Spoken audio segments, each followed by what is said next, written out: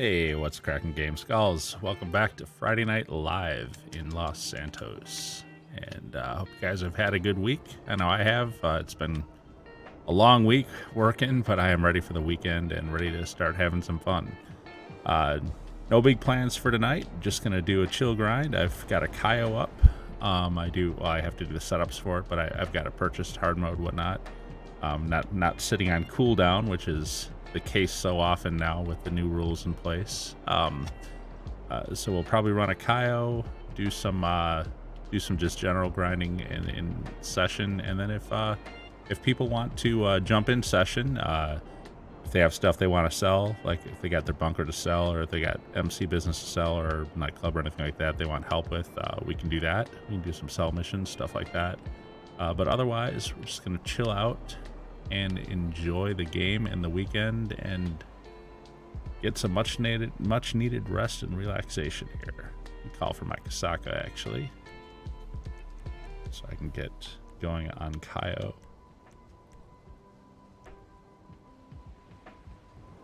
So man, all the news coming out of Rockstar is just bad lately. It seems like there are people who are pretty happy about the summer DLC with all the changes to crates and stuff like that, and I agree with that. That is pretty cool.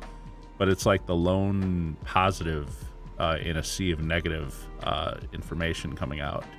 And most of the did I not like successfully call for my Kasaka? Hold on. Request is already nearby. Well, if it's already nearby, how come it's not on the map?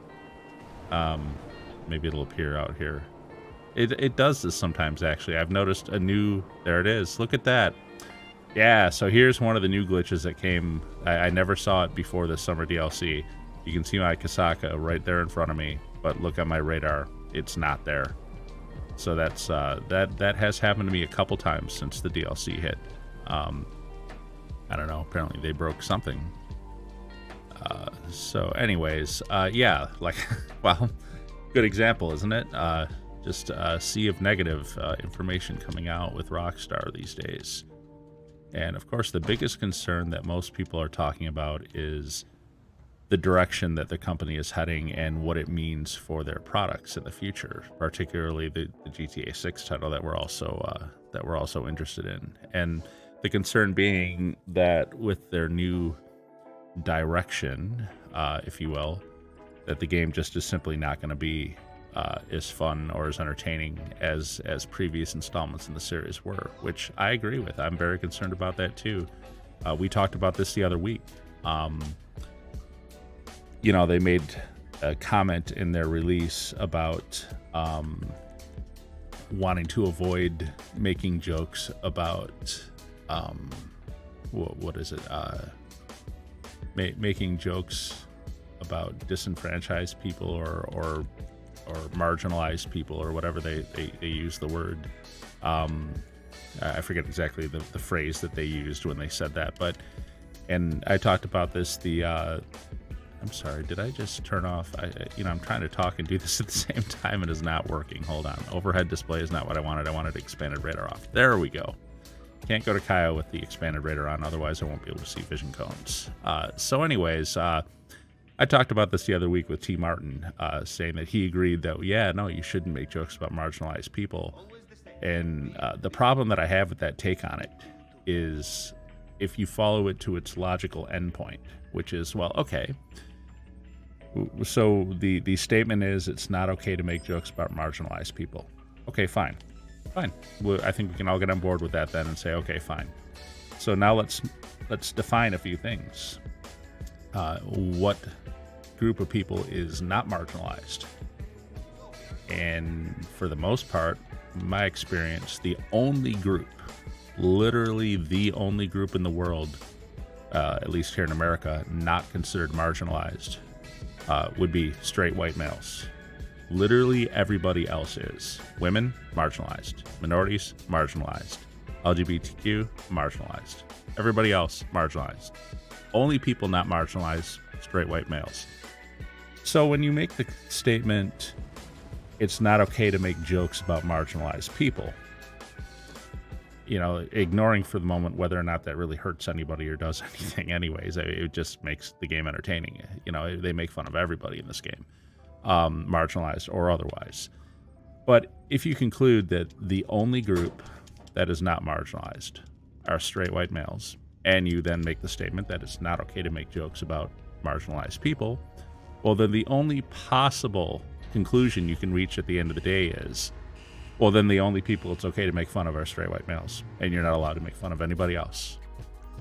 Sound like a fun game to you? I mean, look, I enjoy the jokes as much as anyone else. I watch those pisswasser commercials in this game. I laugh my butt off, and it's making fun of, like super Southern conservatives, that sort of thing, and that's fine. It's funny to me. I laugh, but I also laugh at the jokes about other people too. And it sounds to me like what they're basically going for is, oh yeah, no, we're not going to make any jokes like that anymore. We're only going to make jokes about, in the vein of like the pisswasser commercials. We'll make fun of, white males, and that's it. And it's like, well, okay, guys. Now, having said all that, you can ask the question, is it possible for the game to be fun without the humor? And as I've said before, honestly, GTA 4 was a pretty dark, pretty serious game. It didn't have this car needed to stop right underneath me. It did it really. Okay, he even got out and ran. So anyways, is it possible for the game to be fun without those jokes? I think so, yeah. Yeah, I don't think you have to have the satire. I think it is possible to make a good game. I just don't like the focus on those sort of things. Like if they want to make a game and they want to be more serious like they were with the GTA 4, well then fine, just say it. Just say it. I'm sorry, I take that back. Let me rephrase that. If you want to make a game that's in a more serious vein like GTA 4 again, and not have all the satire and all the jokes that you're worried that people will be offended by, well then just make it. Just go ahead and make it. You don't have to explain it. You don't have to say it. When you start sending out that kind of messaging that you've been sending out the way Rockstar has, it has a negative effect on a lot of people. A lot of people see, because we've heard it too much. We've heard too much of virtue signaling, posturing, and it's usually by people who don't have anything of value to offer, usually. And so when Rockstar does it, well, it concerns me a little bit. It makes me think that, maybe this next installment is going to be more focused on not offending people, and not focused enough on being a fun game and an entertaining game. And you don't have to have satire and insulting jokes to be fun. Like I said, GTA 4 did it pretty well. But, you need to focus on fun gameplay and make that your message, not just what you're not going to do. Hey, Zephyr, how you doing, buddy? I'm doing good, man. I'm doing really good. Getting ready for the weekend here. Got a nice, relaxing weekend planned here. But for tonight, I'm just gonna grind some stuff, have some fun, see if I can earn a little more money. We are way past that 500 million mark now. We're at 564 million, almost 565. So we're gonna start closing in on 600 million pretty soon, I think. Probably start getting ready for that stream in the next week or two. Unfortunately, I can't earn quite as quickly without being able to do Cayo back to back, but it's not so bad actually. And I'll tell you what, when those warehouses get ready to sell, man, that is like a quick, massive influx of cash all of a sudden. It's like every one I sell at like 77 crates, so I get like 1.4 million per, 1.5 million if I go a little bit over. And you sell 5 warehouses at $1.5 million, and it's, well, basically what, 1.5, 3, 4.5, 6, 7.5. It's like $7.5 million. You run a Cayo at that time, you get 9 million. You do a nightclub sale, it's like $10 million on the day I do. Boy, I keep climbing this plane way too high. I'm gonna stop doing that now. you end up getting like $10 million in sales on that day when you do all the crates. It's actually really nice. It's a big jump really quick. Now, it does take a while, and now that they've, removed the bonus on the crate warehouse agents, it's not only 24 minutes anymore. Now it's 48 minutes per cycle. It's definitely going to take longer now to get those days, but that's all right. That's all right. I've decided that I kind of like crates. I don't so much do the sourcing very much, but I do like the sell missions. I have gotten the Titan missions again since then, since the ones that I failed on stream the other week. I'd say my least favorite one is the one where you have to stay under the radar, because it's really kind of hard and scary to fly a Titan like through radio towers and power towers and all that, and stay low and get to those drop points. And trying to stay under that radar line, and it seems like it's ridiculously low to me too. By the way, the altitude that they have that set at, and obviously it's meant to be challenging. And congratulations, Rockstar, it is. But I think the more I do it, the more I'll get used to it. I'll say the last time I did it was much less stressful than the first time. The only one I have not successfully completed yet is the Titan mission with the buzzards. And I tried doing what Donald said. I tried jumping in the into the Titan so that it puts up all the drop points on the map, and then jumping on my oppressor and flying out to those points to take out any buzzards that were waiting. And I found 2 locations with buzzards, and I took them out. So then I went back and got on my Titan, and as I'm doing my drops, I get to like the 6th one, and a what is it called, a Valkyrie or whatever that one helicopter is, appears and comes after me all of a sudden. And I didn't see that when I was out. I don't know if maybe that doesn't trigger until you get to a certain number of drops. Maybe you can't take that one out beforehand the way you can the buzzards. I don't know. I need to learn a little more. As soon as I saw that, though, I didn't even mess around. I went ahead and killed. I jumped sessions, took the 3 crate loss, and then started up a new cell mission in the new session where I didn't get it again. So that's the only mission I don't really know yet, is that the Titan one with the buzzards. I don't know if maybe I can't do anything about the Valkyrie beforehand. And if that's the case, I guess it wouldn't be that big of a deal to land the Titan at the Sandy Shores airport and take it out from the ground, and then get back in the Titan and continue dropping. I guess that wouldn't be a big deal. I could probably do that. But again, I need a little more experience with that mission. I'll see it a few more times as I keep doing crate sales. I'm sure I'll see it and I'll figure it out eventually. One of my crate warehouse got 2 special items on Xbox: the egg and Bigfoot skin. Nice, Zephyr. Yeah, those come in pretty regularly, I've noticed. I get a few of them at least every cycle. I don't mean like every 48-minute cycle. I mean like every cycle of filling up crates, of filling up the warehouses. I usually get at least like 2 or 3 during those days that I'm doing that.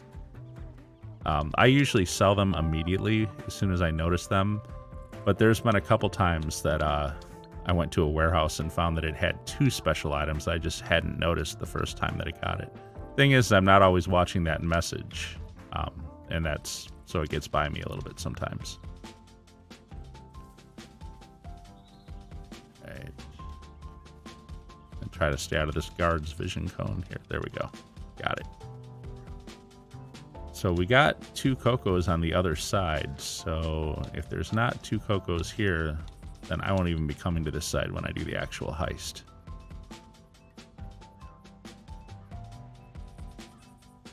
Oops, I'll take this picture.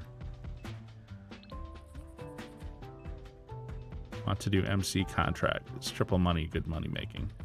Yeah, actually, that's I did see that, and I was planning on checking that out. Actually, that would be something fun to do tonight. That's a little different. MC contracts. That's a good idea.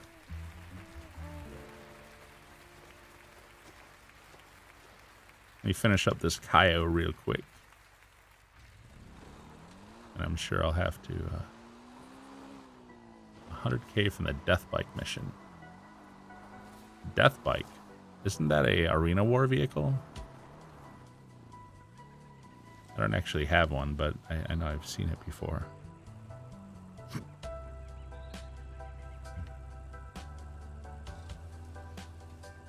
Man, I can't see this.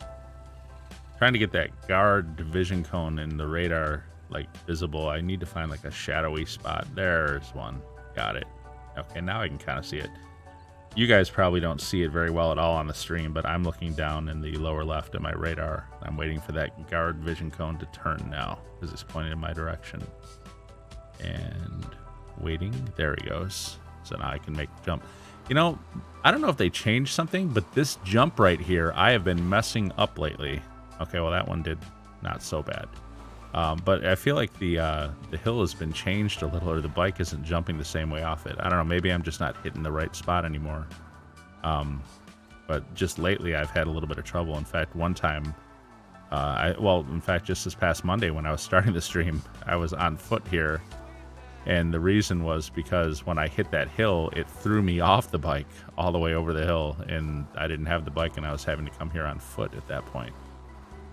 So, yeah, but I've noticed a number of times that jump doesn't seem to be going as easily as it used to. I don't know if they changed something or if I'm just not doing it right. But anyways, we're here now.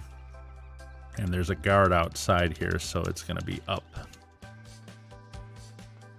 We don't have stock in business for the cooldown. Same.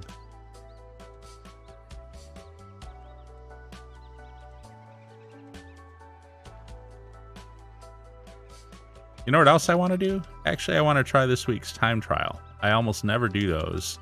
I don't have a House Special Works and HSW car, so I can't do the HSW time trial, which, as I understand it, pays like $250,000. I will eventually get an HSW car, so I can do that. But the normal time trial, I'd like to try. All right. Really, this is the only one that can be times 10, and then the other two are both times 2, so I guess that's it for this. All right. Oh, you're running the auto shop heist? I'll help you with them, but I hate them. Man, I really hate those. But if you want to do it, we can do that, yeah. What's his name? Moody Man and Sasanta are so freaking annoying on the phone. They really are.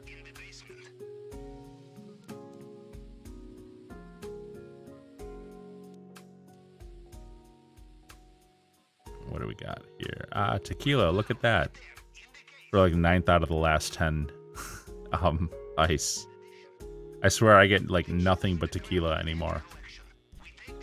Let me change my options here. I want to spawn in my Kasaka, actually. I have been making more use of jumping sessions lately for some stuff, like jumping to my office to do the mixed goods sale, stuff like that. And the reason is I find jumping into an invite-only session is so much faster than jumping into a public session, actually. Like worlds different. Look how quickly this takes me in here. Seriously, we would still be like on a loading screen if we were trying to jump into a public session. So, anyways, let's knock out these setups and go do the heist. Be a quick 1.5 million. Now, I do like the Cocoa bonus value with tequila. That is nice, but I would rather just have the darn pink diamond, you know, which is way more money. But we'll do weapon loadout first. And crack shot. Meriwether HQ. Where are we though? We're not by, yeah, now I gotta move over to Elysian Island real quick to do this. So I can blow up the Meriwether helicopter.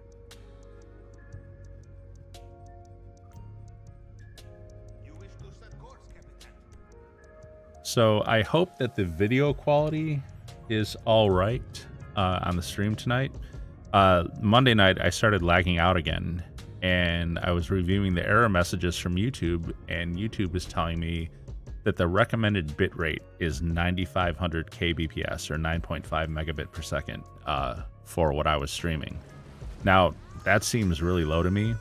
Just so you guys know, I've been streaming at the max rate pretty much from day one, which is 18 megabit per second, almost double that. But every now and then I get these lag out problems, and I don't think it's my ISP, because I have like over 50 megabit up without any problem. Whoops, I'm forgetting I'm about to head out. I actually want to blow up the Merryweather helicopter. Anyways, I've got like 50 megabit upstream connection, which 18 megabit does not even tax it. It's not even half of it. But I feel like what's been happening to me with the YouTube lagouts, which again, they don't happen all the time either. They just happen sometimes. I feel like maybe the YouTube ingestion server, try to say that fast. The YouTube ingestion server is having trouble receiving an 18 megabit stream from me consistently for like 3 or 4 hours or whatever, or even 2 hours for that matter. And so, like I say, they recommended 9.5 megabit. I've moved it down to 12 megabit. So we're at 12,000 kbps. And hopefully you guys can't see the difference in image quality. I'm obviously going to review this later after YouTube is all done encoding it and everything. It takes a few hours for them to do that. I'll probably watch the stream tomorrow and take a look at what it looks like. But hopefully it still looks good. That's the problem with going down to a lower bit rate, is you may sacrifice some image quality. And I don't know how much this going to 12 megabit is going to affect this, going down to 12 from 18. But we'll see. If anyone has any comments about it, like right now, like if you're noticing it doesn't look as good as it normally does, something, let me know.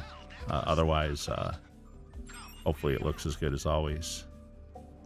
Oh, that's gonna put me on a Merryweather loop here. My record is 8, so this will be number 3. One time I got this 8 times in a row. I had to blow up the helicopter 8 times in a row. And as I've always said, still worth it. Still worth it. Still quicker to blow up the Merryweather helicopter 8 times until you finally get the office job is still faster than actually trying to do this mission where you follow this helicopter, which takes freaking forever. Come on, get up. All right, so we got 3. Can we get 4? It's like a little game inside the game.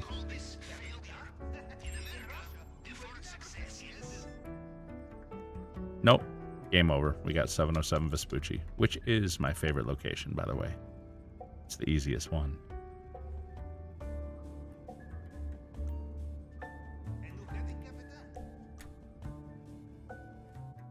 And I guess since I'm not going back to Cayo for a while until we get back to the main heist and get my expanded radar back on, don't really need the small radar for the main map stuff.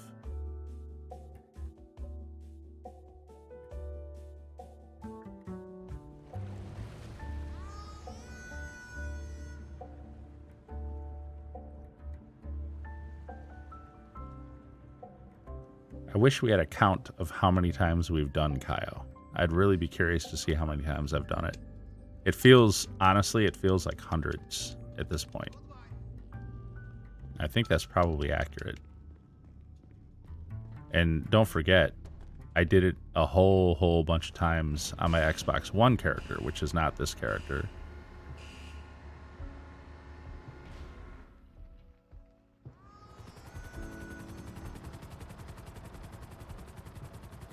So would it be better for 2 people, Cayo, because the 40, well, it's 48 minutes, but I know what you mean. 48 versus 2 hours and 24 minutes. 48 minutes versus 144 minutes. That's a good question, actually. I haven't even really thought about that. I have to run the numbers and see. So, like, what can you earn in a 2-person Cayo. I mean, I know it severely impacts what your take home is, but if you can do it, you know, 2 times or maybe even 3 times in the time that you can do one for a solo player, I mean, maybe I'd have to run those numbers and see. I honestly don't know the answer to that question. That's a good question, actually.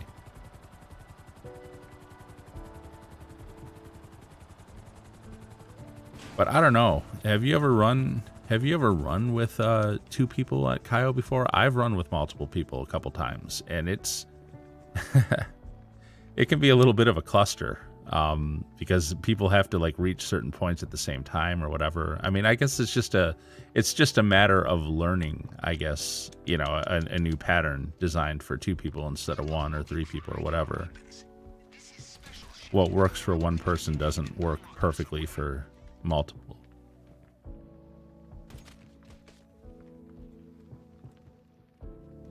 I know we were running Carolina's Cayos with the unprofessionals last month, and it was turning into a cluster. We were having a lot of trouble. We were failing it right and left.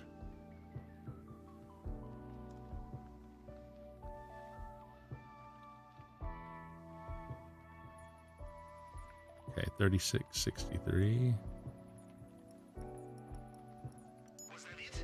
Yeah, you might be right about that.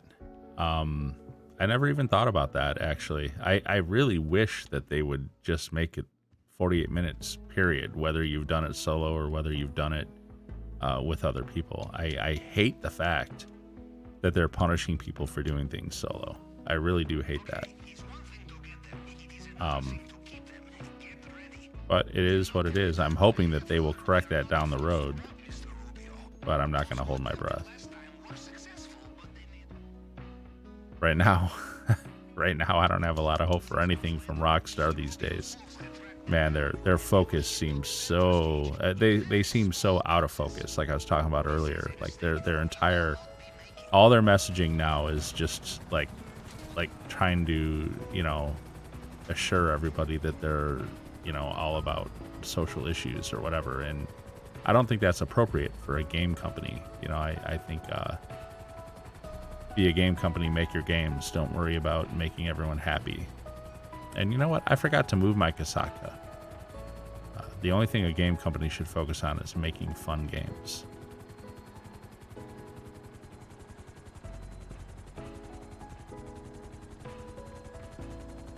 So if you're playing solo, well, yeah, of course you're still going to want to run your Cayos when you're solo. Absolutely, you're right about that. You hear GTA 6 will have a female character. I did hear that, and you know, that's not the problem. I don't care about that. That's fine. You know, come on. We've had great female characters plenty over the years. That's not the issue.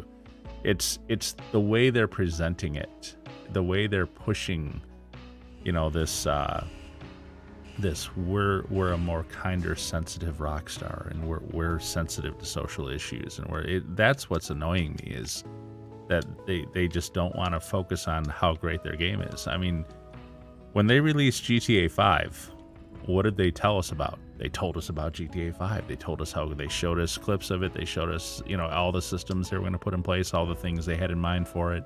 You know, what were the words? Reimagining the open world and all that. Everything was about the game. With everything coming out of Rockstar today, there's almost nothing about the game and how fun the game is or what, you know, new cool stuff will be in it or anything. There's like none of that. It's just, we want everyone to know that we're a new, kinder, gentler, more sensitive Rockstar now. And it's like, okay, guys, do you have a game for us? What do you have for us? You know, I don't care your feelings about social issues, Rockstar. I really don't. No offense. I care about what kind of game you can make for me to play that I'm going to enjoy. That's the only reason for your existence in my mind. So why don't you, you know, focus on that? Anyways. But yeah, I did hear that, and that's fine. That can work fine.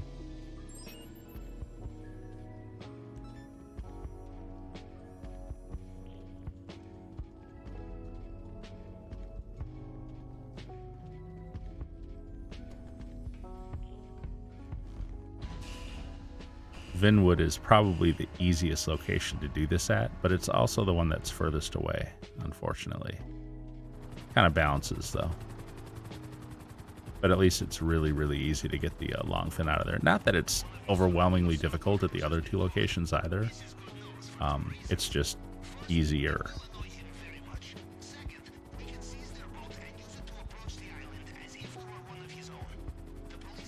In fact, this will put me... Oh, I have a nightclub sale to do as well.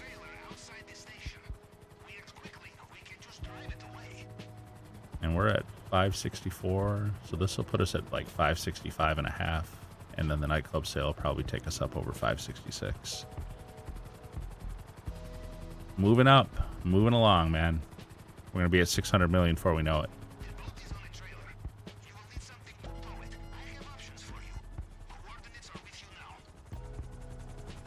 Oh, hello. Overshot a little bit. I am so terrible at piloting the Sparrow. I really am. I have trouble. I mean, look at this thing, man. It does not set down very well at all. Atom wedge. And I love that I can do snacks and armor so much more quickly now. Oh, you know what, though? I'm going to return. I don't have to, but I like to get rid of the Sparrow for whatever reason. Where is my truck? Oh, here it is.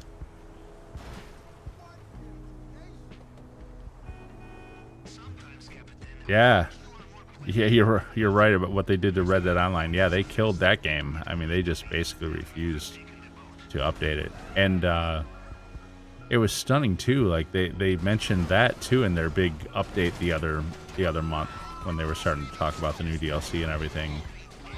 Didn't they basically come out and say, you know, just not in so many words, that yeah, we're not going to create any new like significant content for Red Dead Online. And the way they said it was like so disingenuous. They said it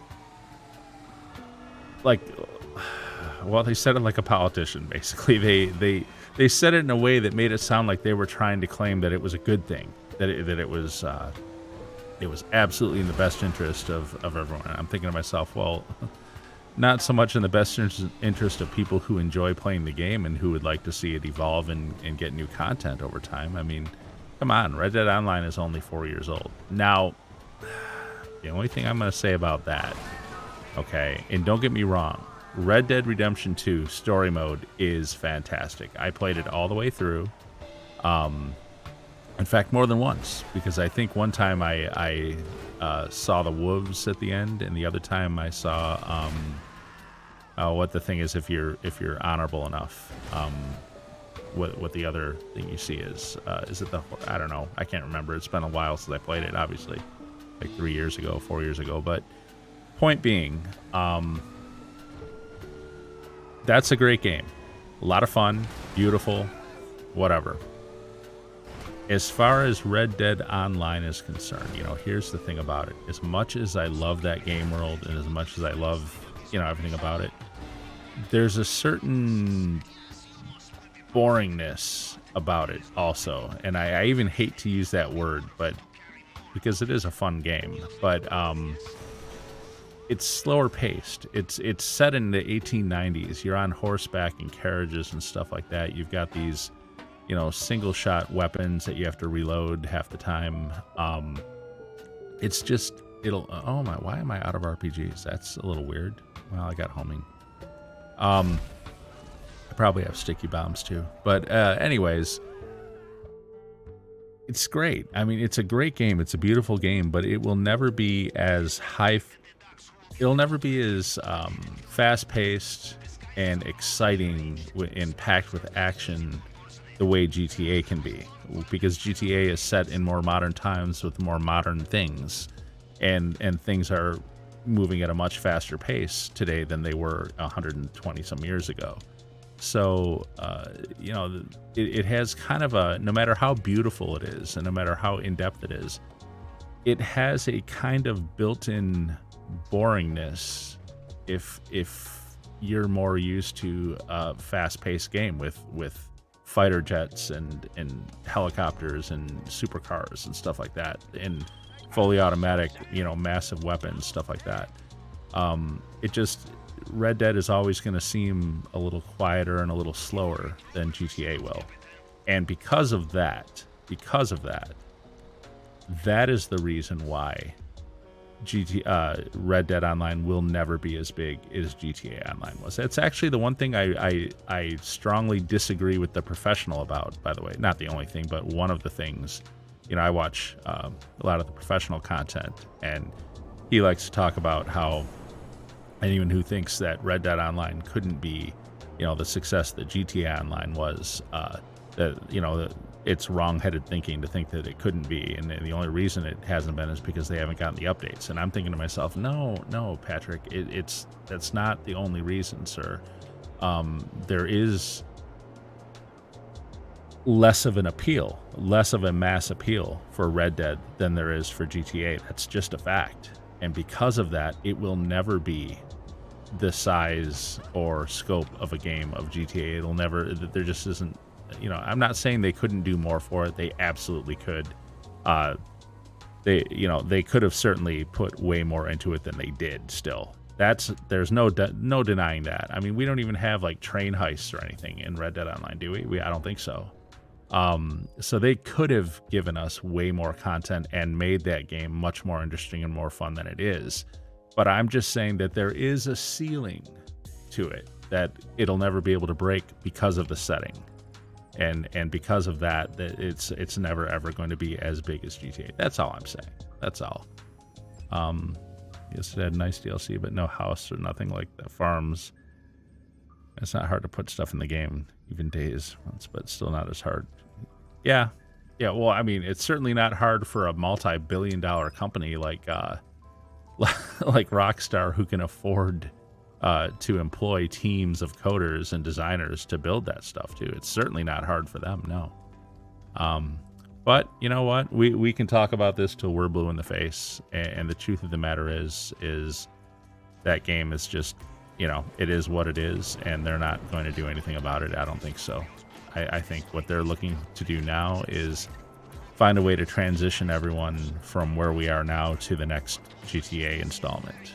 And that's becoming more and more imperative for them too, because let's face it, GTA 5 launch date is disappearing further and further into the past. We're in August, so September? It's going to be 9 years, almost a decade since GTA 5 came out. I mean, gosh, it was on PS3 and Xbox 360. We're now playing on consoles 2 generations later, and we're still playing this game. So I think the imperativeness of coming out with the newer GTA is definitely increasing as time goes on. Rockstar needs to get something going. But, like I said, their messaging is just awful. They basically are promising us everything except a game. Everything all their messaging is like social issue messaging and nothing else. I don't know what to say. I will never forget the words they used to explain the change to the Cayo cooldown. I mean, come on, guys. What did they say? In order to help our players better balance their time in GTA Online. In order to help us better balance our time in the activities that we're doing. In other words, we don't want you running Cayo over and over and over again. We want to help you better balance your time. It's just such an offensive statement to me. It's just like, dude, don't worry about how I spend my time. I bought this game. I'm going to play it the way I want to play it. It's not your place to help me balance my time on game activities. But they've been doing that from the beginning, haven't they? I mean, remember they took out the replay button for contact missions early on because they didn't like the fact that people found the contact missions that they like to do and they would run them over and over again. So they literally grayed out the replay button to better help people balance their time. So now if you want to replay a contact mission, you literally have to go all the way back out to FreeRoam and then launch the thing and sit through all their ridiculous loading screens again. And back on PS3, That was no small thing, man. It took a long time to load into a contact mission and then load back into FreeRoam and then load back. That took as much time sometimes as doing the mission itself. So, but yeah, they've always kind of been that way about that stuff, which is very annoying to me. I don't like game designers who try to tell me how to spend my time playing their game. It's like, I can figure out what I enjoy in your game for myself, thank you. And I will spend my time doing that. I don't need your help with that. So, yeah. GTA 6 will be out in 2 years, give or take. And The Last of Us Part 1 remake being $70 was like, yeah, talk about a money grab, man. PS3 then remastered on PS4 and now remake on PS5. Yeah, I don't know. Last of Us was actually one of the very first games that I played when I got my PS3. I didn't get PS3 until late. Most people I know, most people had it, you know, if they were going to get it by like 2008, 2009. I actually didn't get my PS3 until 2013, after this game was already out, actually, and after PS4 was already out, for that matter, too.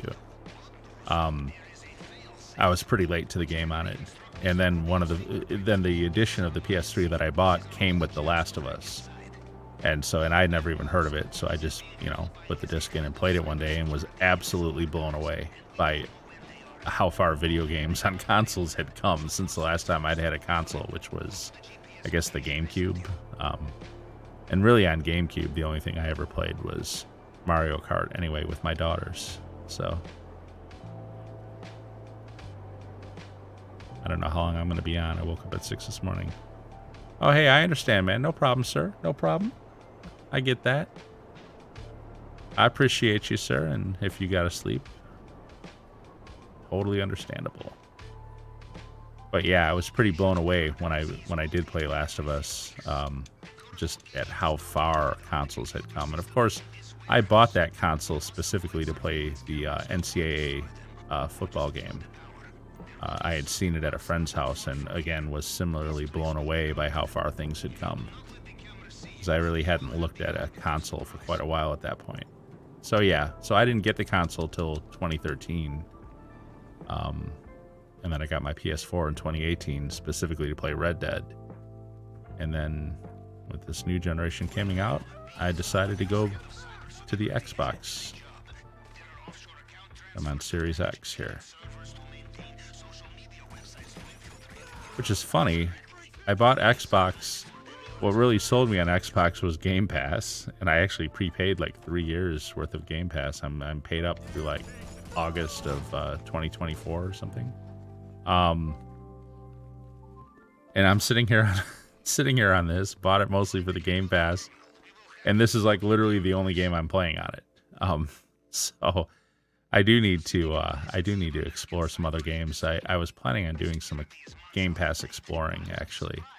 I mean, to be fair, I did get Madden, and I just couldn't stand it. I'm an NCAA guy. I'm a college football guy. I'm not an NFL guy. So I don't really like Madden. I got Halo Infinite, and I discovered that I really don't like first-person shooters anymore. It's just, I'm used to this view that you get in GTA, this, third-person view or whatever it is. And then I got Forza Horizon 5, which was available day one on Game Pass. And, oh man, I know I've said this before on stream, but I'll just say it again. I was so disappointed. I wanted to like that game so much because Forza Horizon 4 is amazing. And it's so much fun. But Forza Horizon 5, I guess I just don't like the map. And I keep saying I'm going to go back into it and give it another shot and play. And maybe it just, I don't know. But it just, Forza Horizon 5 just didn't grab me the way 4 did. And I feel like it's the map. It's the environment. It's just kind of, there's something boring about it. Whereas Forza Horizon 4, that UK map is just freaking awesome. I love just tearing around on that map. It's, you know, I could just, not even doing anything, just driving. I could sit and drive those roads in the Forza Horizon 4 map forever. And anyways, yeah, I was sorely disappointed with Forza Horizon 5 that it wasn't as awesome as I wanted it to be.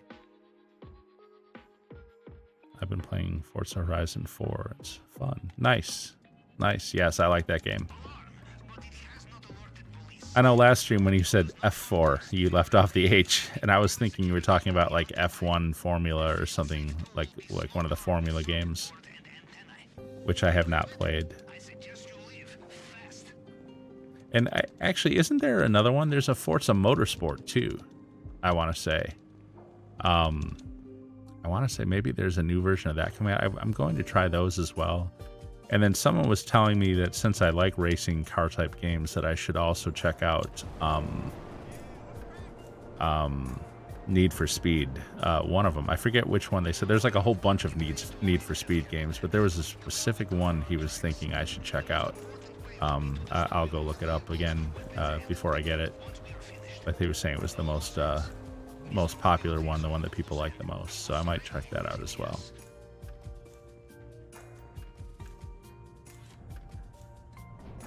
Man, it's so funny. Done the Cayo heist prep setup so many times that I do them on autopilot now.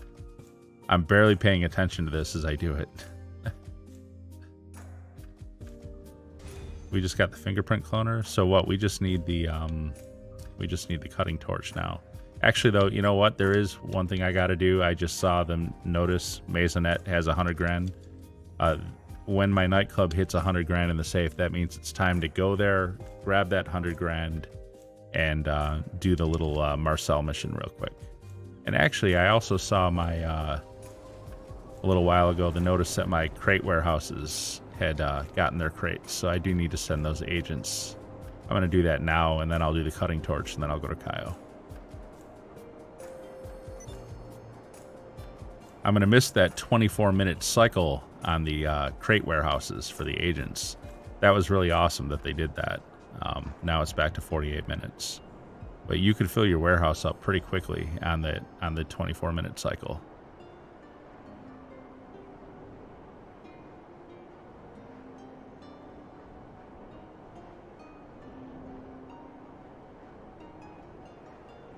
I missed the speed glitch on the Oppressor Mark II.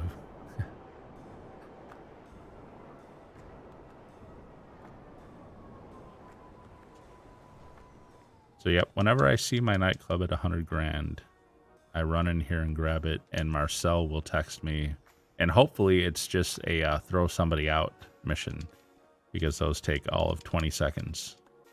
We'll see in a minute.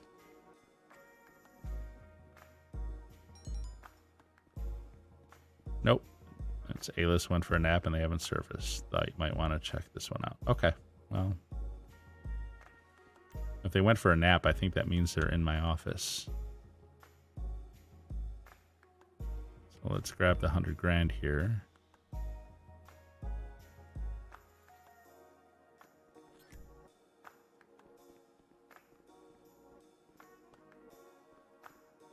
Yeah, here they are. So it's not the throw them out one. It's the one where I got to go deliver them either to the hospital or home. We'll find out in a minute which one. These don't usually take that long. It'll be the hospital. Yeah, this one's not so bad. But sometimes they usually don't take that long. But every now and then the destination will be kind of far, and those can take a little bit longer. Honestly, to go to St. Fiacre, I probably should have taken the road up by the casino, which leads right around to it. But that's all right. Not a big deal. The annoying thing about this mission is that they spook pretty easy if you drive too fast. So you kind of have to keep it slow, and also try not to crash. But of course, all the NPC cars on the road will be purposely swerving to try to hit you and crash into you and make your VIP spook.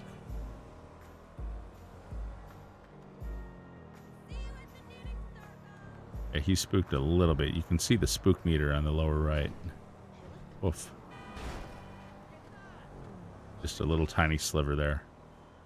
But we're getting closer there. I could probably gun it now if I wanted to, and could probably make it there before he was spooked entirely, but I don't want to risk a sudden crash happening. I've never failed this mission. I don't want to. I don't know what would really happen if you failed. I guess you just wouldn't get the bump in popularity, and then I'd have to call Tony for a normal popularity mission instead. But I would prefer to just keep it easy and get this done successfully. Oh, we're there.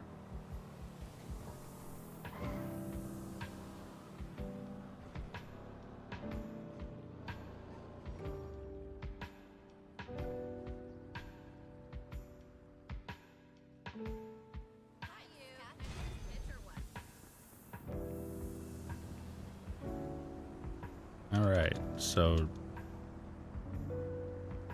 then I'm going to run to my crate warehouses and have the agents get going on another crate acquisition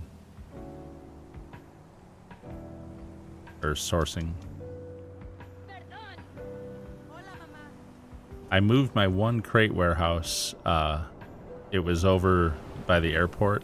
I moved it down here so that I could have 4 of them in a pretty straight line along this industrial area. So the only one not really in the same area is the Vinwood one. It's up by my nightclub. And I might trade that one for Elysian Island, which is kind of close to this one right across the water there. We'll see. Since I'm not really doing source missions, the locations like don't have to be really easily accessible from the road, because I'm just having these guys source them for me. But I would prefer to have them all pretty close together so that when I do all 5 of them like this, I can just hit them really quickly and get them all done.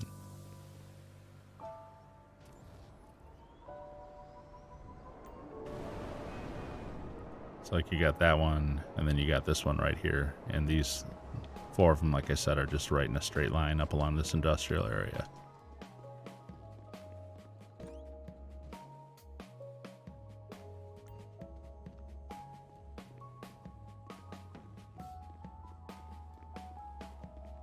And this is definitely a very powerful mechanic that they added to the game. This is, I will say that of all the things that the summer DLC brought, the 2 most valuable are going to be the fact that you can do it in a solo session, and the fact that they added this to the warehouse. Because if you don't enjoy sourcing crates, like I don't, I'll do them sometimes. They're not the worst thing. How about this? I like sourcing crates more than I like selling MC businesses. That's for sure. Or the auto shop heists for that matter too. I like sourcing crates more than those things, but it's not my favorite activity in the game. And the fact that we can have these guys source them, even though it takes a while to fill it up, it's kind of like you're not spending any time sourcing, and then once in a while you just get to do this huge crate sale and make all this money. So like I said, I had 5 large warehouses with like 77 crates in them the other day, and ended up pulling in like $7.5 million in crate sales. And like I said, by the time you add the Cayo, like in that same time frame, and then a nightclub sale, I mean, you're at like $10 million for the day.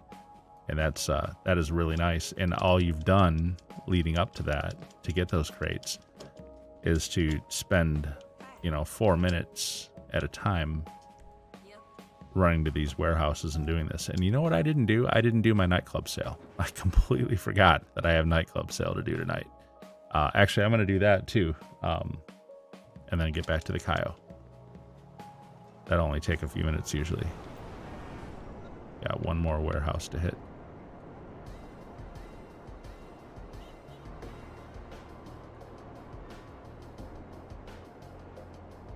You gotta remember to deposit that cash too. I grabbed that 100 grand out of that safe.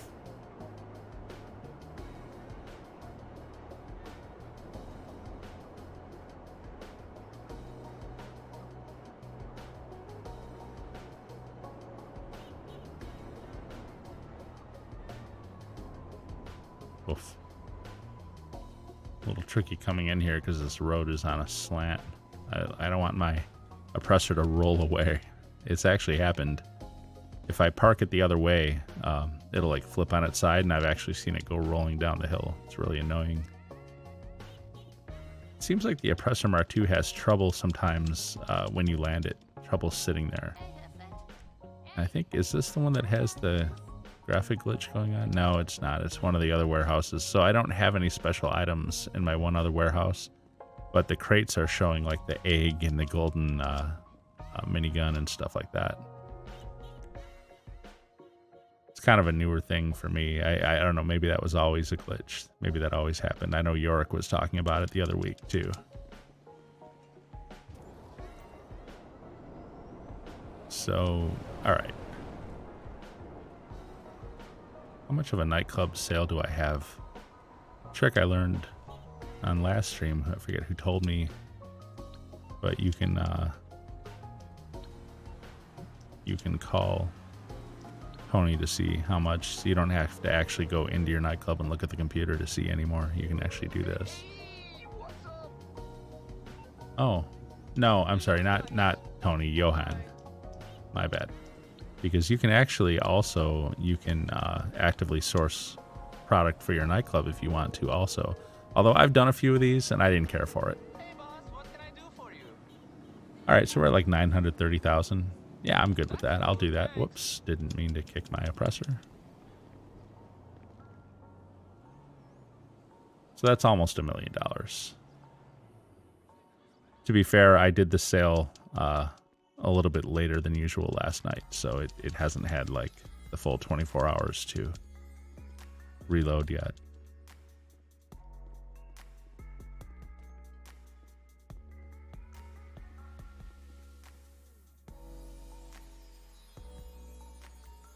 I mean, I guess if I wanted to, I could devote all my time to sourcing product for crates and nightclub. Are we missing one? No, okay, we got it. Okay.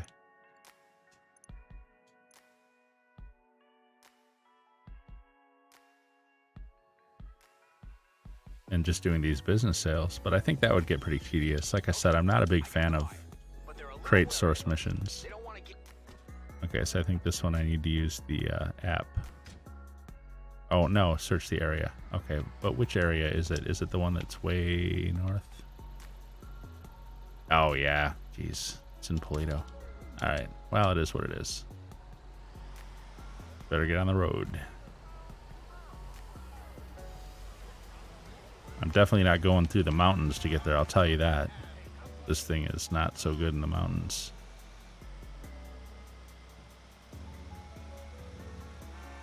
We will take the freeway.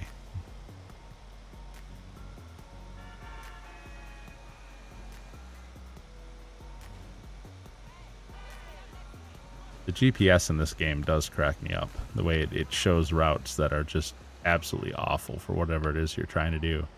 And I understand it's basically just calculating the shortest path. I think, is this? Yeah, there we go. Okay. Wasn't sure if the wall, there's the wall. Okay, it starts up here. I knew there was a wall down there somewhere. Anyways, I know it just calculates the shortest path, but man, if you're driving a truck like this and the shortest path is actually through the mountains, which is like up over hills and stuff like that, you do not want to take that route. It's like with the post-op truck mission. If you do MC sales, you never ever want to drive that thing over the mountains. You're always better off taking it around the outside on the main roads. And there's almost always a drop if you're doing MC business solo. There's almost always a drop point on that freeway on the western edge by Chumash and stuff. So you're always better off just going that way around to get into the city to sell, and then you can make that drop off as you drive by Chumash. But of course the GPS, when you launch the mission, will show you a route that goes up through the mountains, through the twisty turny roads and the hills, and man, good luck with that, because that truck is absolutely not going to be able to make it up those hills. It'll make it up, but it'll grind all the way down to like 2 miles an hour when you're trying to go up. It's ridiculous. that was what always annoyed me about the fact that they wouldn't let you do it in an invite only lobby, and they insisted on making you do it in a public lobby. That was like the most unbalanced gameplay I'd ever seen. You're stuck in this post-op van that can't even make it up a hill. You're put on the radar for everyone else like a big crosshair, along with an encouraging note to everybody else telling them to go destroy your product and stop you. And they're all flying up on oppressor Mark IIs, or even driving up in tanks or whatever, all of their weaponized flying vehicles, jets. And you're in this post-op van that can't hardly handle, anything. Doesn't have any armor really to speak of. It can take a couple missile hits, maybe. I think maybe it blows up with 2, I want to say. And I mean, you're so helpless in that situation. There's no, it's not a balanced gameplay. It really is not. And I never understood how, like, anyone is a game designer. Well, I mean, I say I never understood how anyone as a game designer could have thought that was a good design. But I guess the question, if you ask the question, well, what was the intent? And the intent, of course, was to make it tedious and difficult for you, and maybe convince you to just, rather than spending your time doing that, maybe you should just go buy a shark card. It'll be easier. I think that was the idea. And it's crappy. It's the whole thing is crappy. I don't like it. And that's why I refuse to do MC business sales. I will not drive those post-op vans. I won't do it. I don't enjoy it. It's not fun. It's unbalanced gameplay. The only thing I will say is, in their favor is, at least they finally acknowledged that it should be allowed in an invite-only session, and they fixed that with this DLC, and so that's good. You can at least do it in peace now and not have to contend with other people. But just the fact that it ever was a thing, I mean, it's so ridiculous, man. It really is. Worst gameplay mechanic in this game at that, I would say. Forced helplessness.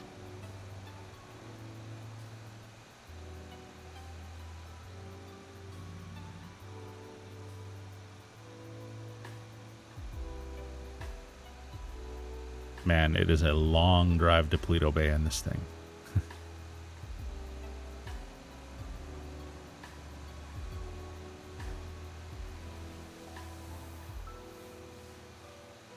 What I'm mostly curious about, we were speaking of GTA 6, is not so much the story mode, but what the online implications are.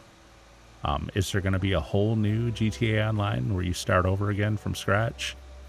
That would be kind of fun. New map, new world, everything. Or are they going to kind of merge it into this one? Is this one going to be expanded to encompass, all the new? I like that. I like that idea too. So, all right, we got to look for the orange Camacho, which is not always easy to find. But it's all right. If I don't find it after a little while, it'll show me exactly where it is. I think there's probably only certain locations in this area where it will spawn, but I haven't gotten this area enough to know what they are, so I'm not sure exactly. I'm just going to keep my eyes open on both sides of the road here. I didn't see it over there. I hope I didn't miss it. It's also nighttime, which makes it a little bit harder to see it.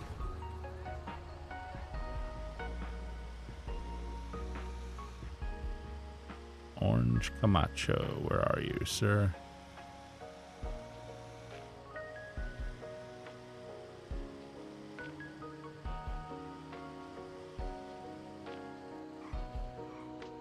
There's an orange. No, that was those are just taillights, actually. It's my house there. Oh, last week. Oh, I left the area. Oops. Okay, I guess the only road left that I haven't searched is the middle one. Although I may have missed it. I may have driven by him and missed it. Guess we'll see in a moment.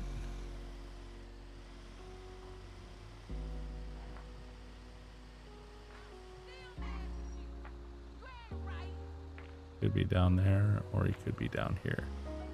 Eventually, Tony's just going to show me where he is if I don't find him.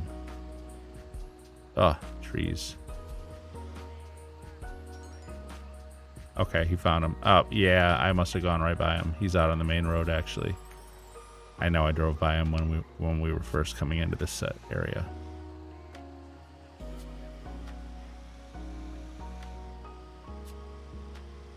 Okay, yeah, he was. I was mostly looking on the right. He was on the left here. All right, no big deal. He's kind of in the shadows there too. So, anyways, cool. We got that money. Call for my oppressor. Request personal vehicle. So last week when they were on sale, seeing my house out here reminds me of it because that's the garage I have it in. They were on sale for only like 78 grand. I bought the Carbonizzaria car, which is, I think, is that maybe based on a Ferrari or something? I don't know, but the Carbonizzaria is one of my favorite vehicles. That's just kind of like an original vehicle that came with the game. You can find on the street all the time. You can't take it and keep it, like if you steal it off the street. It is sometimes a Simeon vehicle, though. You can turn it in for 20 grand at Simeon's, but you can't steal it and keep it, but you can steal it off the street. And I always really liked that vehicle, and I never actually owned it. So when they went on sale last week for like 78 grand, I was like, okay, I have to.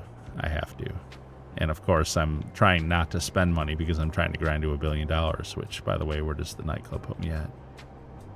Now let me deposit my cash real quick, get a better idea.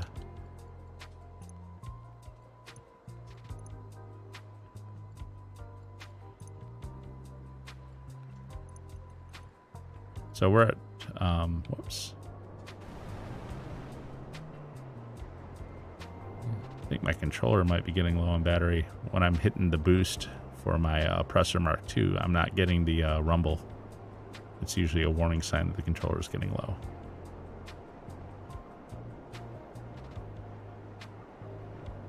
So anyways, I've always liked the Carbonizzaria. I think it's an awesome car.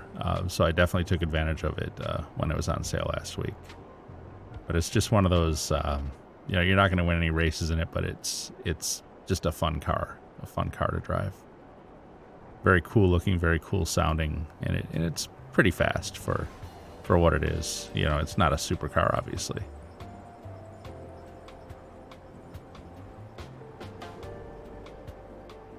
Got a long way back to my Kasaka. I probably should have just jumped sessions. See, this would be an example. I'm not used to it yet. I'm not used to the invite only yet in the speed with which you can jump sessions. So this is a good example. I was way out in Paleto Bay. I could have just jumped sessions back to my Kasaka and would have been there immediately and wouldn't have had to have flown all the way back like this. I'm just not used to it because before, when I was playing in solo public lobbies, those take a long time to load, so it's not really necessarily a good time saver sometimes. But now with the invite only, it is, so I got to get used to that. I just didn't even think of it.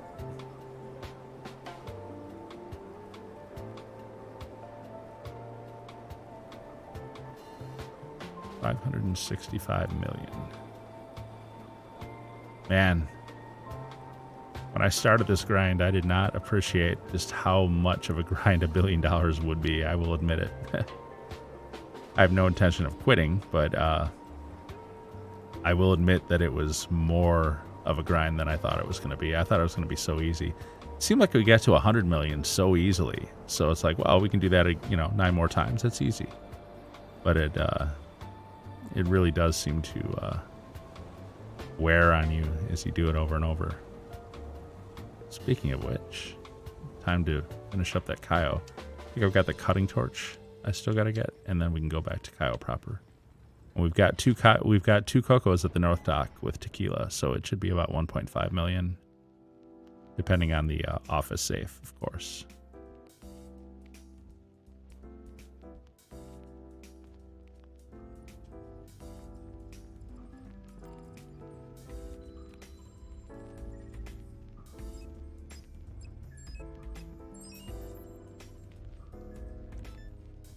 All right.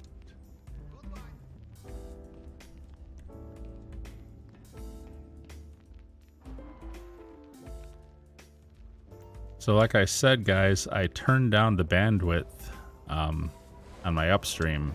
So I'm only streaming at 12 megabit per second instead of 18 like I was before. I hope that has not impacted my my video quality. I hope it still looks decent. I guess we'll find out. Like I said, I'm gonna rewatch it tomorrow after YouTube has a chance to like re-encode everything that I streamed. Oh, I've got a dog barking. All right, dog. Are you kidding me? Oops, I've got to go to the roof, don't I? I got distracted by the Shih Tzu. Oh my gosh, dog, stop.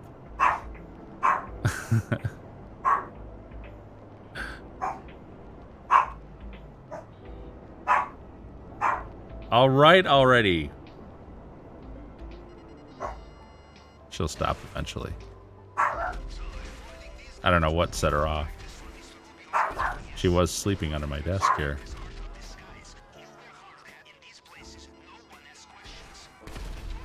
Too funny. I guess she's not coming back to lay down though. She might be heading upstairs. Or she's just gonna sit here and bark.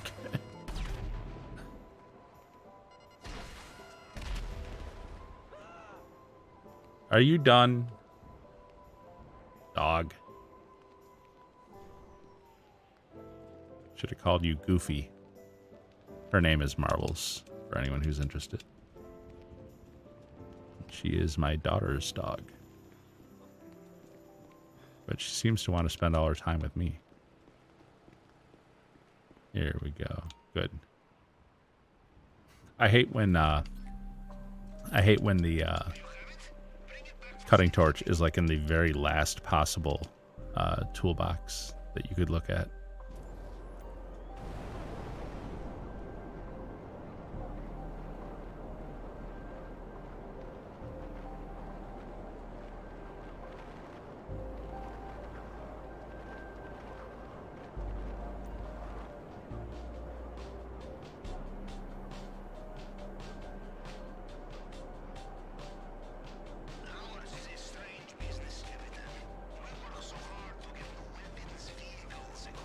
Alright, let's get to the island and get ourselves some money.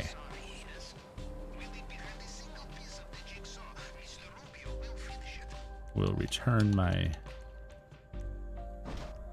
oppressor, otherwise if I run to Cayo and leave it there, I'll come back and have it destroyed.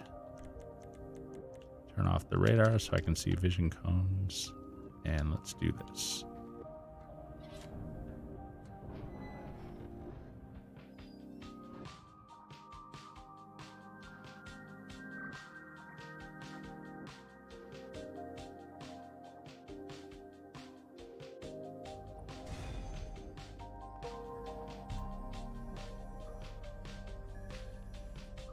She's back in her bed now. Are you done? Yeah, you. One day I'm going to show her to the camera. You guys, she's a real cutie. She is a Shih Tzu. So we'll start the heist.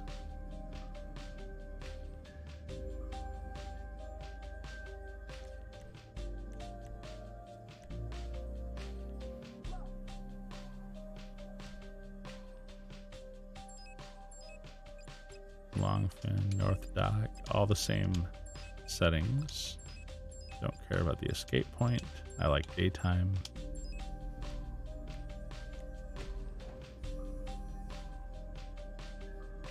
And here we go.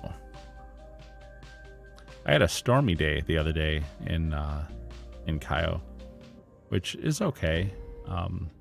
Supposedly it makes it a little bit harder for the guards to see and hear you, but I feel like it affects you also. Like things seem a little bit more difficult to see and hear, and I want to say maybe your movement is a little bit affected as well too.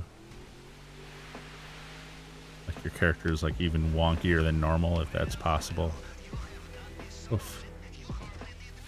And I also have discovered the hard way that it is possible to capsize this boat, and you don't want to do that.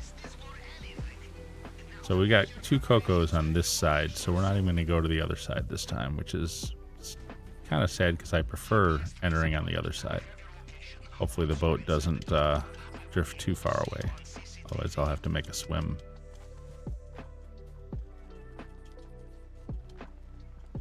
And there's a guy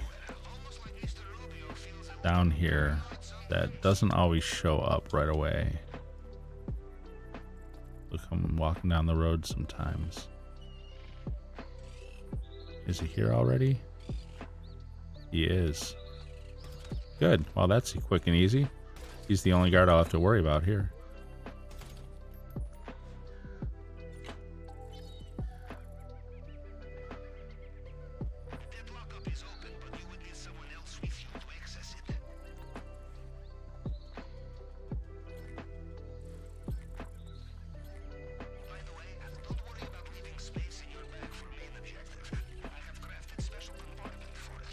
I love the updated upgraded value of Coco with the tequila.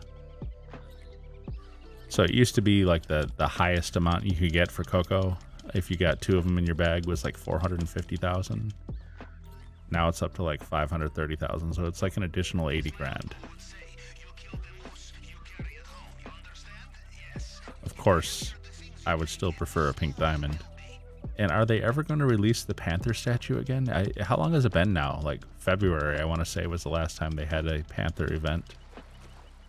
They want to put all these limitations on it, but they don't want to ever give any of the bonuses for it. Now, let's get over to the compound. Actually, our time will be pretty good on this one. Just because I didn't have to muck around going like to each side of the water there at the North Dock. I just did everything right there in the one spot. So we'll probably finish in under 10 minutes.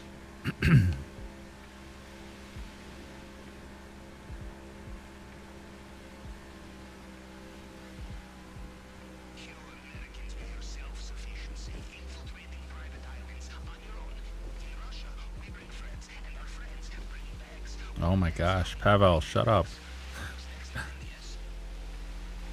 That's the quality of life update we all wish we could have. The ability to turn off NPC like phone calls and texts that we don't want to see. Like if I get one more text from LJT telling me that my document factory doesn't have supplies, as if I'm ever going to supply that thing. I wish I didn't even have that business. I shouldn't have bought it, to be honest. It's not worth it.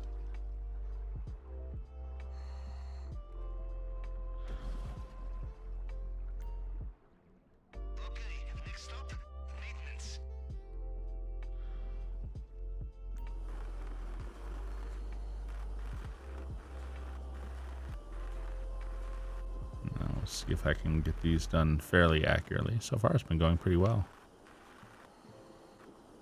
Sometimes I have trouble getting the torch positioned right to cut those things. My ancient thumbs. Not terribly accurate. This is why I probably shouldn't be in a FreeRoam lobby. I'm terrible at aiming. I probably need that auto aim, but I just I don't know. I guess the trade-off is that there was always like less griefers in FreeRoam lobbies, whereas you'll find a ton of them in auto aim lobbies. But having said that, the griefers that you do find in the FreeRoam lobbies are also really, really good, and so they can make your life a lot more miserable than some of the other ones.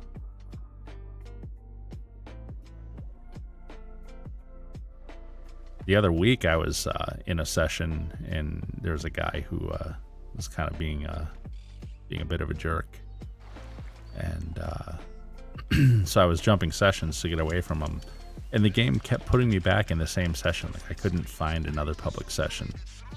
And you guys know I put my Xbox through a VPN, so I even changed the location of the VPN. So like, let's say I had it coming out of Texas before. I changed it so it was coming out of California, and then I tried jumping sessions and I still got the same session. So I don't know. I don't know if that was just a bug or if that was actually the only session in play. I don't know if the camera can see that body or not, but I'm not going to take a chance. I'm taking that camera out. Whoops. Can I aim? There we go. I'm actually running a little behind on my time here now. Ooh, that could have been bad. Ooh, and I got the gate keys too. Yeah, I was running behind on my time, so that guy was moving already.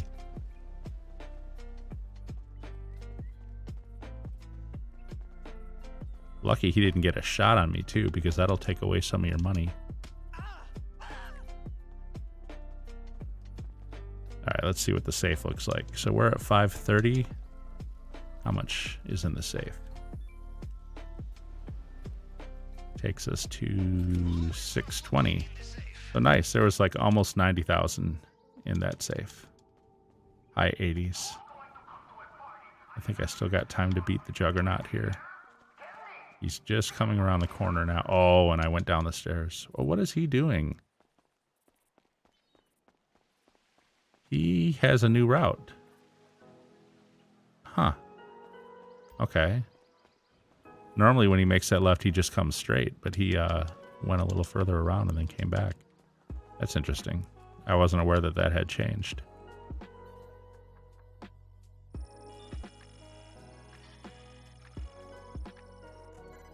All right. So 1, 1, 2. 1, 2, 3. 1, 2, 3, 4. A little slow on that one. See if I can get the next one better. 1, 1, 2, 1, 2, 3, 1, 2, 3, 4, 1, 2, 3, 4, 5. There we go. Yep, better time on that one. Try to keep them to 15 seconds if you can do it. Under 15 seconds is good per print. Not that it really matters that much. I mean, if it takes a little bit longer, it's not the end of the world. Just a little personal challenge.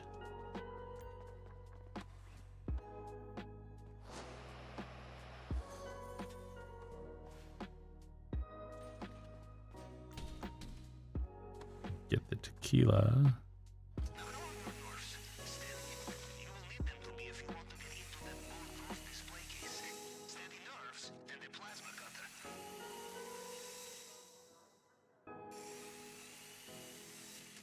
There we go.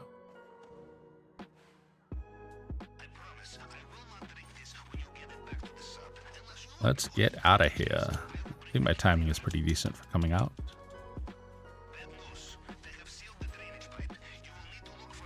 Wow, he's already going the other way. Okay, actually, yeah, I'm a little bit behind. Yeah, that guy was actually pretty far away already. Okay. No big deal. No big deal. Out we go. This hilarious, hilarious cutscene animation that just gets funnier every single time I see it. Look at this. My guy doesn't know. He doesn't know there's a button over there. Oh my gosh. I'm so sick of seeing that cutscene. It was funny like the very first time, but you know, after a couple hundred times, you're like, okay, we get it.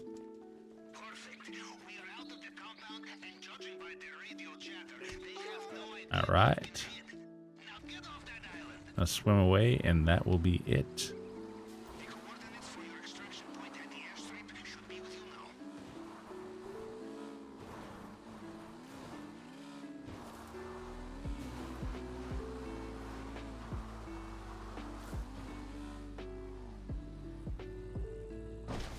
Almost got the full somersault. Start swimming out.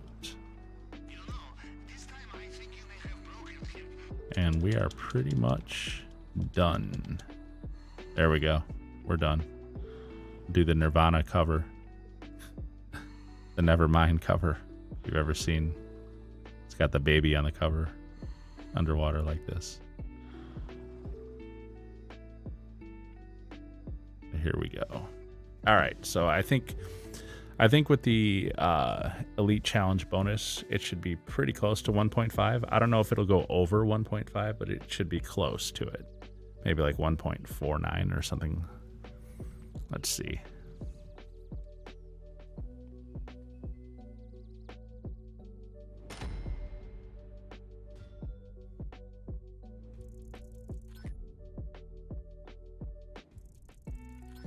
Oh, it is going to go over. It's going to be 1.51 once the bonus hits. And we kept it under 10 minutes, like I said, 9 minutes 34 seconds. So 1.51 million, not bad at all for tequila. So that is the one thing I will give Rockstar credit for too on these is, yeah, they did up the percentages of the lower value primary targets, but they also buffed the secondaries to make the heist, overall more profitable even when you get the lower. So not bad, not too bad.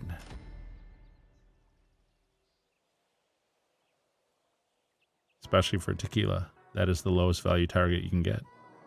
And I think I've gotten it like 9 of my last 10 heists. I get tequila more than anything else now. Tequila over and over again. So it's just about 10 p.m. here. So that means I'll be able to get the next Cayo around 12:30. So what I will do is check my bunker. I should have a bunker sale as well. And I've kind of given up on doing the ammunition sales out of the bunker. One, because they send me to Paleto Bay half the time, and that's annoying. But two, because sometimes the enemies that come after you are ridiculous. Their cars, their Mesa Jeeps or whatever they're driving, Merryweather guys, I think. They've got like a boost on them, and you cannot outrun them, you can't escape them, and then they melt you in a second. And in that truck, you can't shoot backwards. Like if you arm your AP pistol, the stuff in the back of the truck blocks you from shooting. So yeah, I decided that the ammunition sales were a little more trouble than they were for 50 grand. But sometimes they take almost 10 minutes to complete if things start going south. So I'm not really doing those. But I am doing the mixed goods sales out of the CEO office. And I am doing the motorcycle repair and delivery out of the MC Clubhouse, which is kind of like the equivalent of the auto shop vehicle repair and delivery. It's just for motorcycles, and it pays better. It costs you 10 grand to update the motorcycle, and then you get 60 grand when you deliver with no damage. So you can make 50 grand doing it, which is better than what you earn on the auto shop one. So we will resupply, sell our stock to Los Santos, and please don't be the Merryweather mission. You just know Agent what's his name is going to call. Here Merryweather goes again, pissing in our soup. Well, we'll see. Oh boy. Here Merryweather goes again, pissing in our soup.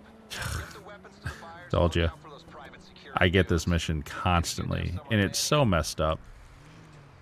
The guys, they're so glitched out. They don't come to the location. They get stuck like blocks away, and you have to go chase them down and stuff. I don't think I've ever been able to finish this mission in under 15 minutes. So let's see. The timer's up. It starts at 30 minutes down there. Let's see how long it takes to finish this. And mostly it's going to be because the Merryweather guys are just like getting hitched up blocks away and not coming to the location. And then you go after them, and when you get near them, they suddenly free themselves and they go running back to the location. You have to try to chase them, and it's kind of hard to shoot them out of their insurgents because they're armored too. So it's time consuming. It's tedious. I don't think I've ever failed the mission. Well, actually, that's not true. I think maybe I have put this in the ocean once or twice. But other than that, I've never failed the mission or anything like that. It's just tedious. That's all. Time consuming. This is the one mission that makes me consider not doing bunker sales anymore, actually. Even though, in general, bunker sales are absolutely worth it. 135 grand for what is sometimes just a few minutes.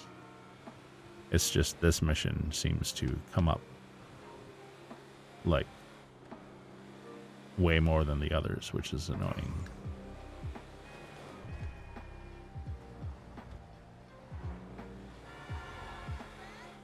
I forget who it was. Maybe it was Yorick that said he almost never gets this mission. Which I wish I had that luck. I really do. Another example of the GPS, by the way, not really showing the best route. I don't want to go winding through all those corners and turns. I would prefer to just stay on the main roads with as much straight line as possible. I think the straight line speed makes up for it, for the extra distance you might travel.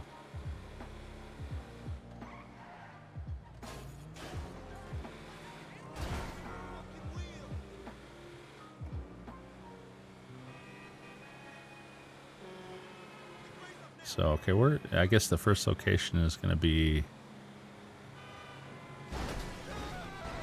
Whoops. Didn't see that car there. First location is going to be by the Vagos, I guess. That's the other thing. So, we'll post up here by the Vagos, and we'll wait for Merryweather to show up. And Merryweather will come in guns blazing, and the Vagos will absolutely not care. They will not care in the slightest that Merryweather is here shooting. But the minute I pull my gun out and shoot back at Merryweather, the Vagos are suddenly going to take exception to that, and they're all going to aggro on me. So, anyways, I'm going to try to minimize their effect by going across the street here. Actually, I don't want that location though. I want down here. Here we go. Try to minimize the Vagos' impact a little bit here.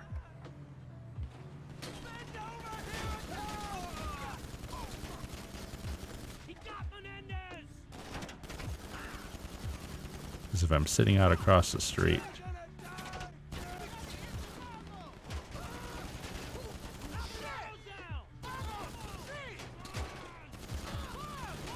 yeah, so here's a Vago that just came running up there. And off to the side. And I can't hit him because he like got under my azimuth or whatever of my gun radius.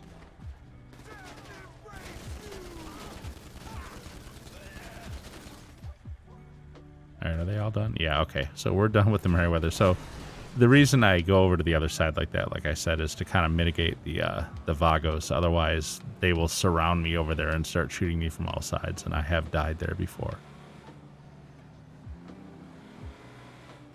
I have a feeling I'm going to need to change this battery soon in this controller.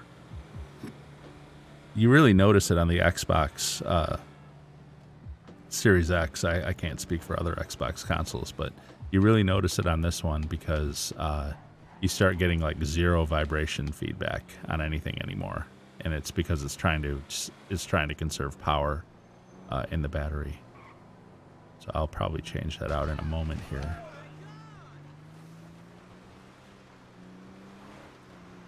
Yeah, I guess technically I could plug it into power. Well, anyway, I'm not going to worry about it. All right, so I'm going to try to use the cannon on the top of this thing for these guys. Look how spread out these guys are on the radar. It's unreal. Two of them actually spawned over on the docks. All the way over on the docks. They're having to come across the bridge and then come up here. It's unbelievable.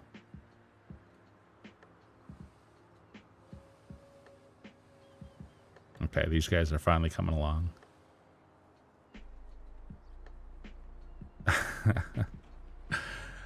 How long have I been sitting here and they're just now pulling up?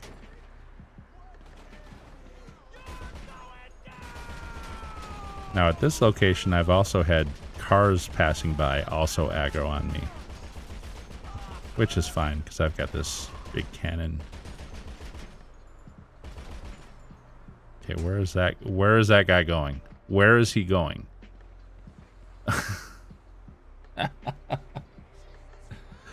You see what I mean? These guys, man. It's unbelievable.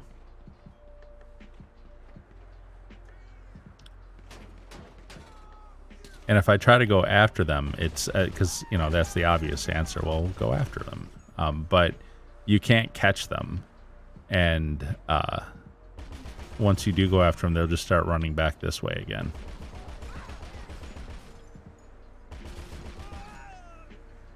Okay, we got one more guy. He's way off over there. He's coming around though. But you start to see why like this mission takes so long. It's not that it's so difficult. It's just that you have to sit and wait for these guys, and you have to go hunt them down sometimes. And he just wrecked up there, didn't he? Yeah, he did. Okay, he's recovered. He's coming now.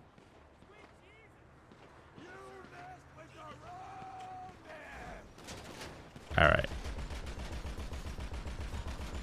Finally. Look how long that took them. And that's why I can never finish this mission in under 15 minutes. Crap like that goes on. Okay, these cars are all up in my face. Oh, those things are exploding.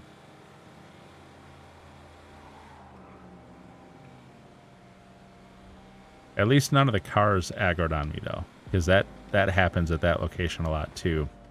Not quite as bad as the Vagos. Like I said, with the Vagos, if you're in their gangland area and you start shooting, and they decide to aggro on you, they can like surround you and take you out. The cars at that location, yeah, they'll aggro on you, but they're not a problem the way the Vagos can be.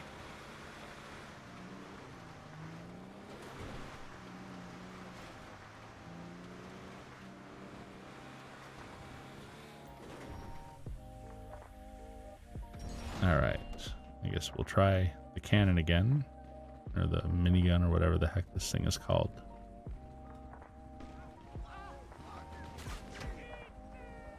I think there's a helicopter at this location too. Okay, we got the motorcycle guys here. They're done. Ah, there he is. Oh, okay, but he's gonna go down under that roof, and got him though. Good. That can be a problem sometimes too, is the helicopter will go behind things and you can't shoot it.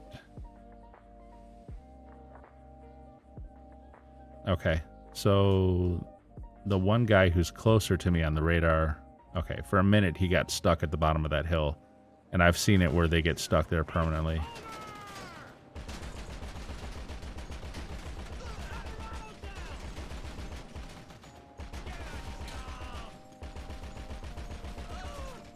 And we got one guy left.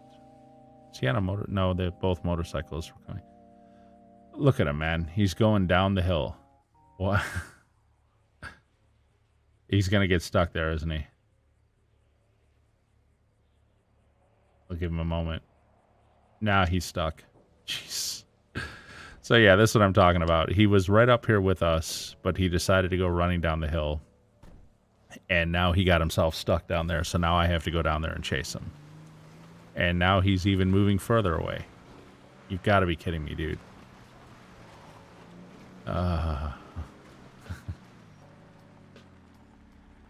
come around this way? He should. Yeah, he is. Now, hopefully he does. Oh, look at this guy.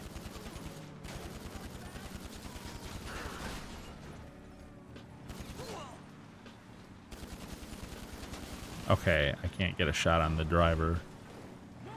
So now he's going to run back up to... But he wouldn't come there if I had just stayed up here. He wouldn't have come. Alright. Are we done? We're done. Okay.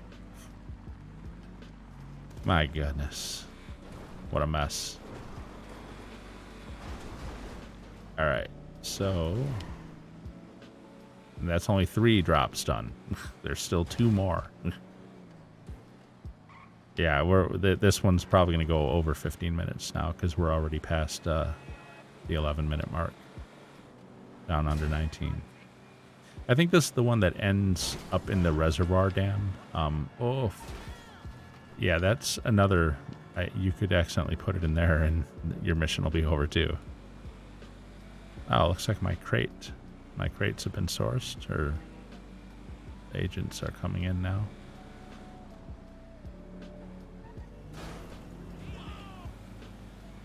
So yeah, it is this mission that makes me sometimes feel that bunkers are simply not worth doing either, bunker sales, just because I get this mission so often, and it's just so terrible. And again, it's not like there's any strategy I can use to combat the fact that the Merryweather guys are just goofy with their pathfinding and stuff.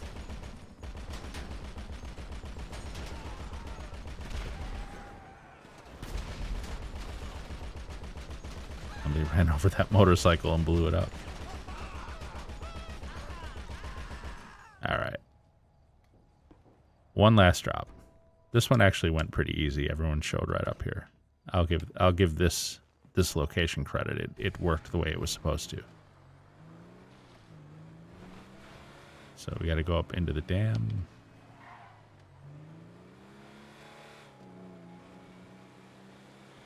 And the trick, once you're up on the dam, is can you get into the cannon and take out the helicopters before they take you out?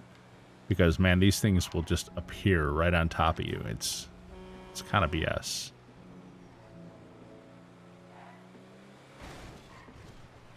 Ooh, logistics got 3 crates. Logistics is way out in front of my other warehouses because it hit 77 before the rest of them last time, and I sold it.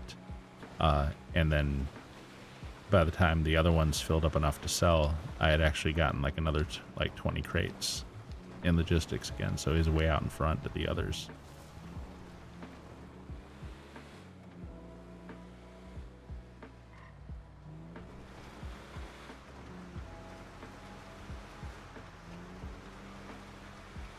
All right, so I would probably be smart to put armor on and snack up before I do this. So I'm going to go ahead and do that. Might also be worth it to call in a vehicle first so I can jump into it if necessary. But you know what? Nah, I'm just going to go ahead and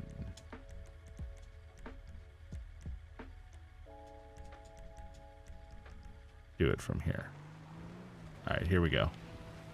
Gonna kick me out.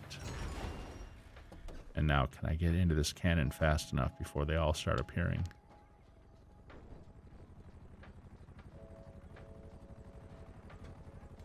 All right, we got in. We got in. Nice. All right, there's helicopter number 1.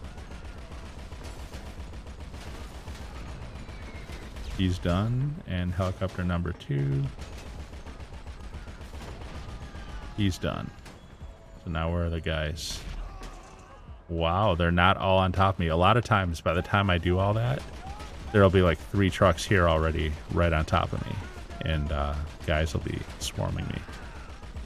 So this time they're hanging back, and it looks like one might be stuck by the radar. We'll see in a moment.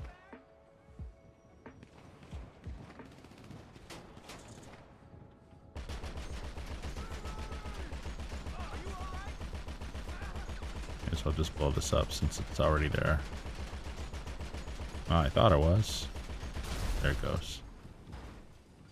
Alright, so the other one is stuck. Now, I will say, calling for my oppressor down here is kind of rough. I do better with the buzzard.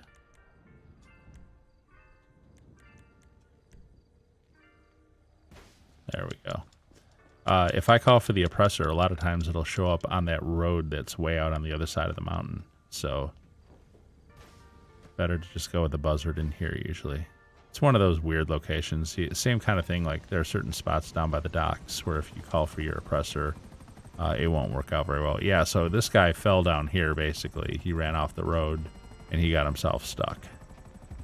So, just use buzzard missiles. Oh, I forgot about that delay after you fire 2. It's like a 2-second delay before you can fire again.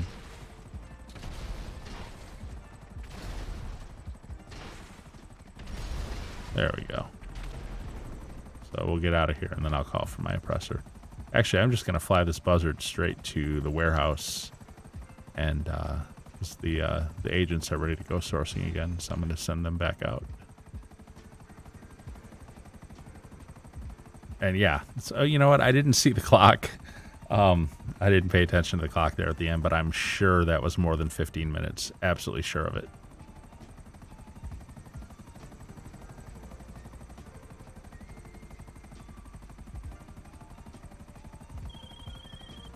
Get that. All Yeah. Okay, Agent 14. Your mission sucks, sir.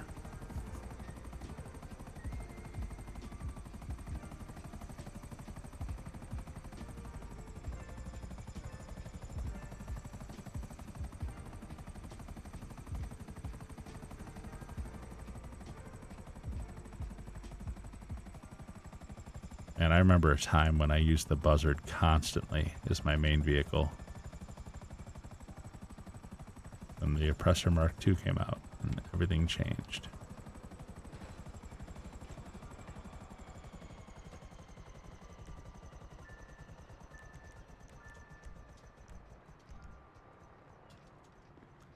Go ahead and set this person on their crate sourcing mission.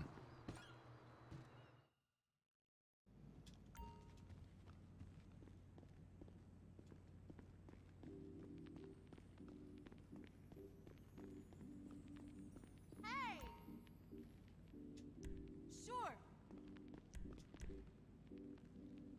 Hopefully the oppressor is not too far away here.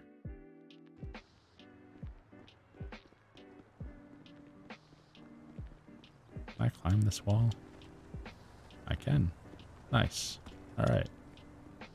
So yeah, I really like this location for the warehouse that I just left.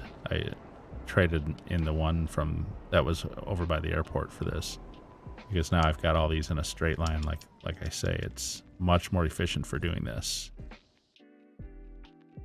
Cut a couple of minutes off the time it takes. What's up? This guy.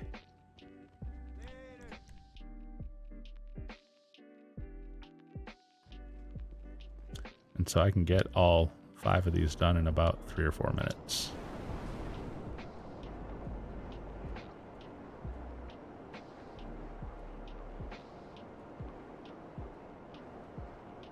And this is the one that's kind of out ahead of everybody, logistics.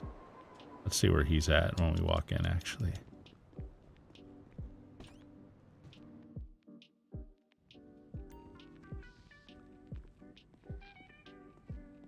Yeah, see, he's already into the 3rd row.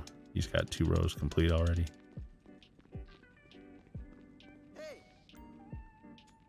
Sure.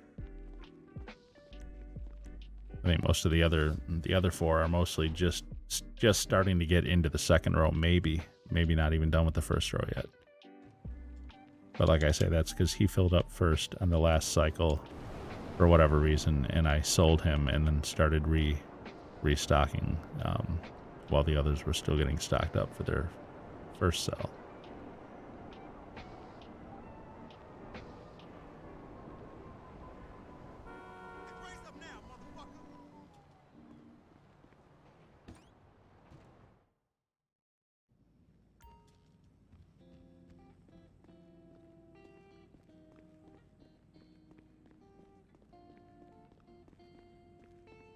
Hi. Yep.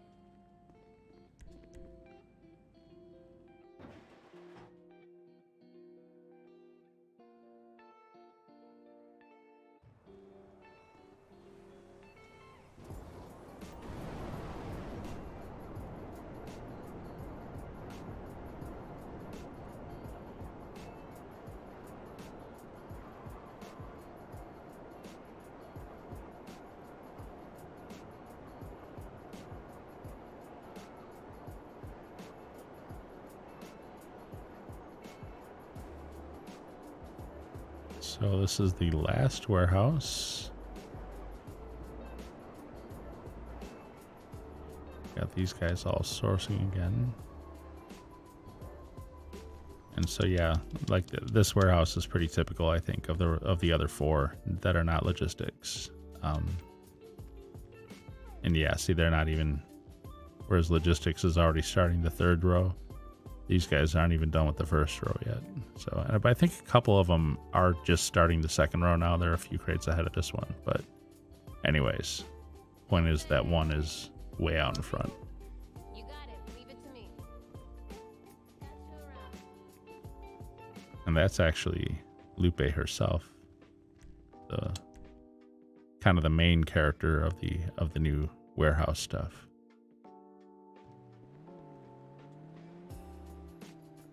Oof.